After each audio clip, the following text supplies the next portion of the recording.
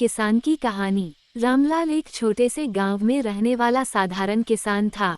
उसकी उम्र भले ही 50 के पार हो चुकी थी, लेकिन उसके हाथों की लकीरों में मेहनत की कहानी आज भी साफ दिखाई देती थी।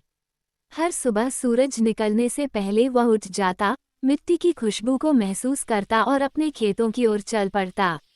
खेत उसके लिए सिर्फ जमीन का टुकड़ा नहीं थे, बल्कि उसकी पहचान, उसका स्वाभिमान और उसके सपनों का आधार थे। रामलाल के पास ज्यादा जमीन नहीं थी, बस 2 बीघा खेत। उसी में वह गेहूं, धान और कभी कभी सब्जियां उगाता। बारिश अच्छी हो जाए तो फसल लहलहा उठती, और अगर मौसम रूठ जाए तो चिंता की लकीरें उसके चेहरे पर उभर आती। फिर भी वह कभी हिम्मत नहीं हारता। वह कहता था, किसान का दिल मिट्टी जैसा होता है, जितना रौंदो उतना मजबूत हो जाता है। उसके परिवार में उसकी पत्नी शांति और 2 बच्चे थे, एक बेटा मोहन और एक बेटी गुड़िया। शांति खेतों में उसका हाथ बटाती और घर संभालती।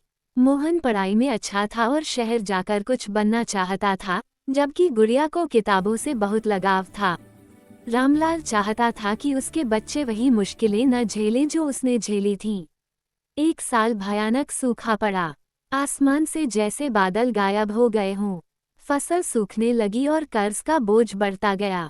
गांव के कई किसान टूट चुके थे, लेकिन रामलाल ने हार नहीं मानी। उसने कम पानी वाली फसलों के बारे में सीखा, तालाब की खुदाई करवाई और गांव के किसानों को साथ लेकर पानी बचाने की पहल की। शुरुआत में लोग हंसे, पर धीरे धीरे सबने साथ देना शुरू किया। अगले साल बारिश तो कम हुई, लेकिन समझदारी से किया गया काम रंग लाया।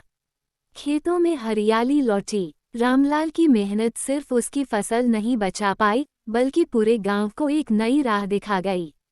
पंचायत में उसकी तारीफ हुई और उसे एक छोटा सा पुरस्कार भी मिला, पर उसके लिए सबसे बड़ा इनाम था अपने बच्चों की आंखों में गर्व।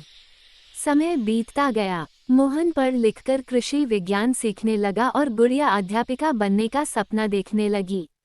रामलाल आज भी हर सुबह खेत जाता है, मिट्टी को छूकर मुस्कुराता है और बुदबुदाता है, जब तक किसान जिंदा है, देश जिंदा है।